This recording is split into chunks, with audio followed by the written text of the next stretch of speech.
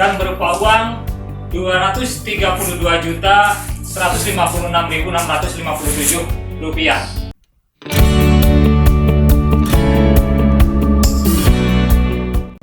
Lumbung dipandang sebagai model perangkat ketahanan pangan masyarakat desa yang cukup efektif sebagai tempat penyimpanan untuk menjaga stabilitas pasokan, di mana pasokan yang berlebihan dapat menurunkan harga gabah. Dengan penyimpanan maka dapat dilakukan penundaan penjualan sampai harga yang lebih baik diterima petani. Pemerintah Kabupaten Cilacap melalui Dinas Pangan dan Perkebunan berupaya mengoptimalkan peran lumbung pangan masyarakat dalam mengatasi kerawanan pangan masyarakat guna pemenuhan cadangan pangan Kabupaten Cilacap. Salah satu contoh lumbung yang ada di Kabupaten Cilacap adalah Lumbung Kemakmuran, Dusun Simalati, Desa Madusari, Kecamatan Wanarja, Kabupaten Cilacap. Berikut adalah profilnya. Kabupaten Cilacap. Inilah keadaan gudang dan kantor lumbung Kemakmuran Desa Madusari. Dan secara singkat berdirinya Lumbung Kemakmuran. Lumbung Kemakmuran Desa Madusari berdiri pada tahun 1955 atas prakarsa dari beberapa tokoh masyarakat Desa Madusari yang waktu itu sangat kesulitan masalah pangan di waktu paceklik, sehingga pendirian lumbung ini pada awalnya dinamakan Lumbung Paceklik karena tujuannya adalah untuk membantu para warga masyarakat. Tujuan pendirian lumbung yaitu untuk membantu masyarakat, membuat masyarakat dan masyarakat ini yang mana selalu kekurangan pangan.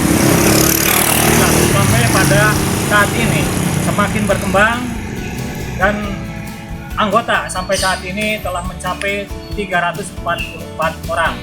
Adapun aset atau kekayaan yang ada adalah padi yang sekarang ada di gudang itu mencapai 12,5 ton lebih. Aset secara keseluruhan padi berupa padi sebanyak 68 ton 253 kg dan berupa uang Rp232.156.657. Itulah kekayaan lumbung. Kemudian masalah luas lahan sawah untuk satu dusun Cimalati itu ada kurang lebih 77 hektar dan untuk sedesa Madusari 328 hektar dan semuanya itu bisa panen 2 kali dalam 1 tahun. Alhamdulillah. Kemudian manfaat bagi masyarakat Lumbung Kemakmuran ini adalah yang pertama untuk sumber pemenuhan kebutuhan masyarakat, baik itu untuk keperluan konsumsi atau makan, juga untuk sewa lahan pertanian, biaya pertanian, juga termasuk pendidikan bahkan sampai ke jenjang perguruan tinggi. Jadi kalau pas musim panen membeli.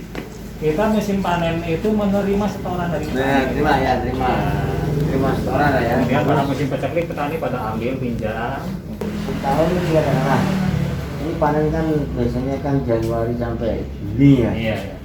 Itu biasanya petani setor sini. Terus kemudian keluarnya Pinjam lagi, ya tergantung, kadang-kadang seperti sekarang juga sudah ada yang minta lagi gitu. Kebutuhan yang lain Pak, kalau sekarang pada umumnya itu kalau kebutuhan untuk konsumsi itu sudah agak jarang di sini Pak.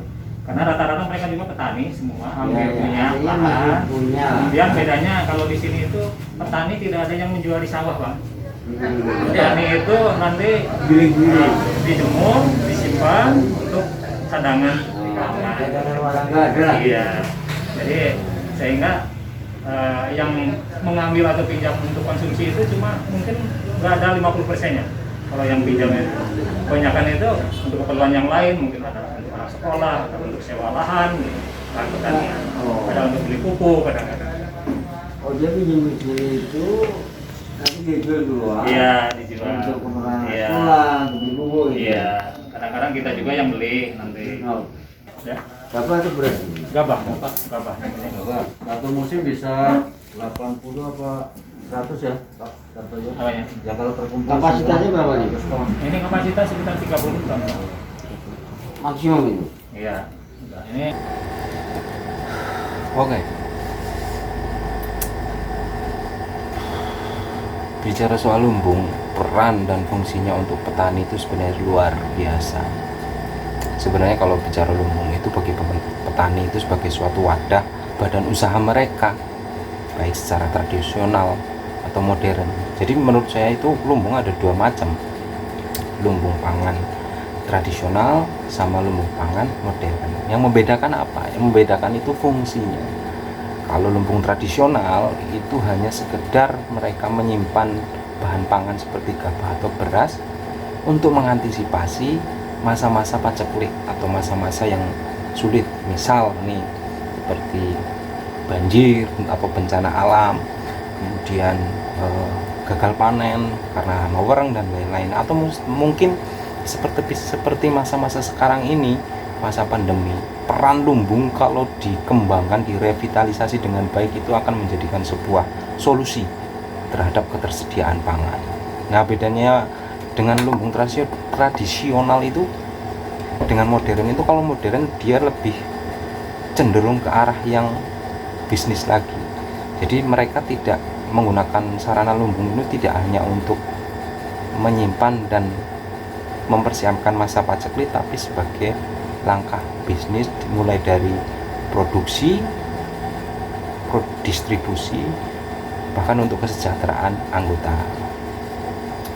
Nah, kalau petani bisa memaksimalkan peran lumbung, sebenarnya itu sangat efektif dalam hal meningkatkan kesejahteraan petani itu, buat suatu kesepakatan atau pengisian gudang. Kemudian apabila kondisi harga sedang bagus, kita lepas, itu sebenarnya sebuah ritme bagaimana memanajemen suatu organisasi yang mengakomodir petani agar mereka merasakan manfaatnya. Seperti masa sekarang ini, kita lihat sendiri bahwa yang disampaikan oleh Menteri Pertanian dalam kunjungannya ke Cilacap kemarin, bahwa ada dua hal yang bisa melawan kondisi pandemi COVID-19 saat ini. Salah satunya dengan cara satu, medical solution, ya jaga jarak, cuci tangan, kemudian pakai masker dan sebagainya. Tapi yang kedua ini yang lebih penting, tidak lebih penting lagi, yaitu food security, yaitu mempersiapkan ketahanan pangan yang kuat, dimulai dari keluarga misal, atau mungkin dari lingkup penyedia pangan atau sumber produksi kita, yaitu mereka petani. Dengan merevitalisasi lumbung, saya yakin betul bahwa pangan kita akan kuat karena dimulai dengan stok cadangan yang kuat pula. Jadi tidak perlu khawatir akan apa yang terjadi, pangan yang akan terjadi ke depan, karena kita sudah bisa mengestimasi dan mempersiapkan atau antisipasi stok atau ketersediaan pangan kita. Jadi mudah-mudahan ini menjadi suatu gambaran seperti yang telah dicontohkan oleh salah satu lumbung kebanggaan kita di Cilacap, lumbung kemakmuran Wanarja Cilacap. Mereka mampu mengubah lumbung tradisional menjadi lumbung modern yang bermanfaat untuk anggota dan masyarakat. Semoga ini bisa menjadi contoh bagi organisasi lumbung yang lain, dan kita bisa mewujudkan ketahanan pangan yang mantap. Semoga bermanfaat. Jangan lupa like, share, and subscribe di channel Syekh Kemplu. Keren, manis, plus urakan.